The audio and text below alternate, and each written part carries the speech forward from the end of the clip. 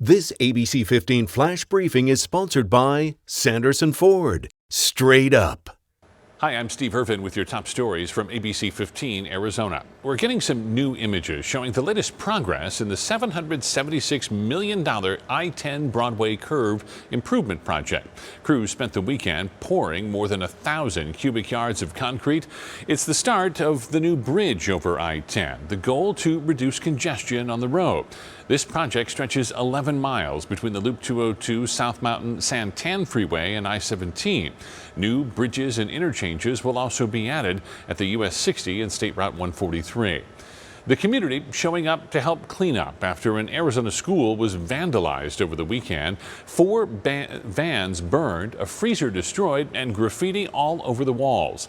Jason Krause, the principal at the Tucson Country Day School, says he got a call late Saturday night that the school was on fire.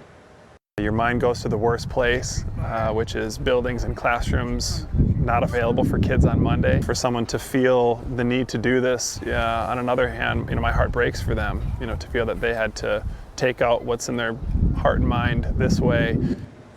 Luckily, no classrooms were hit, but there was still a lot of cleanup. Volunteers stopping by yesterday to restore a mural that was vandalized with explicit messages. The Tucson Police Department is now investigating. If you're looking to get tested, the Phoenix Union High School District is offering free COVID testing at schools in the district. They're open to students, teachers, and members of the community. Monday through Friday, 7:30 a.m. until 5:30 p.m. No appointment needed. The district also offering free vaccinations. And for more information, head to pxu.org. The COVID-19 vaccine could eventually become a yearly shot. At least that's what the hope is of Pfizer CEO Alberto Bourla.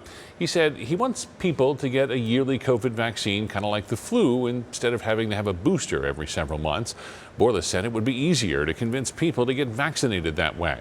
Right now, Pfizer is looking to create a vaccine that protects against Omicron and some of the other variants.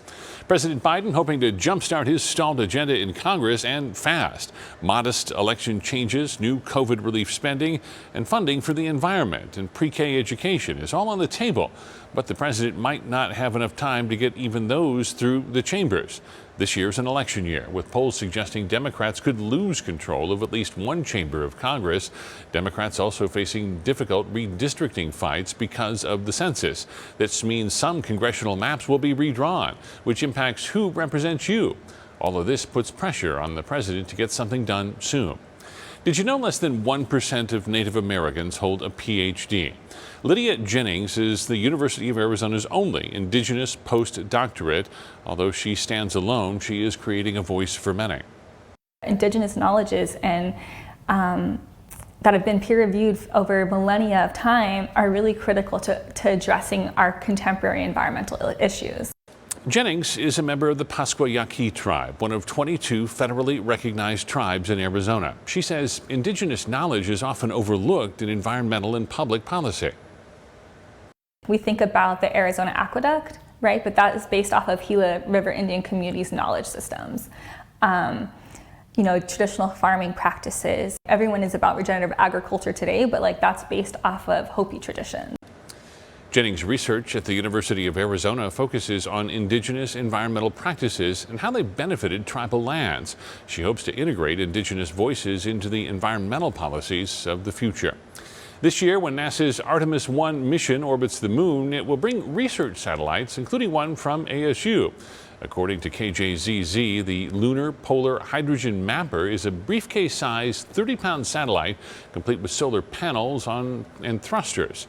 It will orbit the moon to look for neutrons that have interacted with lunar hydrogen.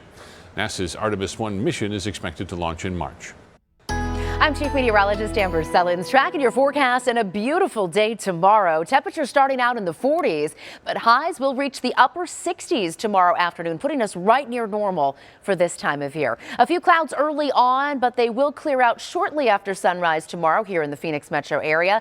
Sticking around for northern Arizona as the disturbance passes by the Four Corners. We're looking at a slight chance of a few little isolated snow flurries up across northeastern AZ. That'll even be in the Flagstaff area, 10% chance up there. But but more likely northeast of there across the Navajo Nation for tomorrow, and winds picking up out to the northwest as this disturbance passes by. But light winds here in the valley, 69 for the high tomorrow, 68 on Wednesday, and then the 70s return for the end of the week, going up to 73 by Friday and Saturday as overnight temperatures stick to the 40s.